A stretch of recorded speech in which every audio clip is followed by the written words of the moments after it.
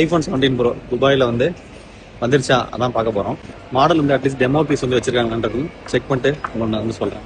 Mall of எமிரேட்ஸில் நிற்கிறேன். இது வந்து துபாயில் இருக்குது. இதில் அந்த பக்கத்தில் இருக்குது பார்த்தீங்களா, இதுதான் ஆப்பிள் ஷோரூம். கடையில் மேலே விளம்பரமே இல்லாமல் ஒரு கடை, இதுதான் ஆப்பிள் ஷோரூம். ஆனால் அந்த கடையில் நல்லா வியாபாரம் நடக்குது. ஒரே ஒரு லோகோ மட்டும் தான் இருக்குது பாருங்க. அவ்வளோதான். 56 which is starting 46 now.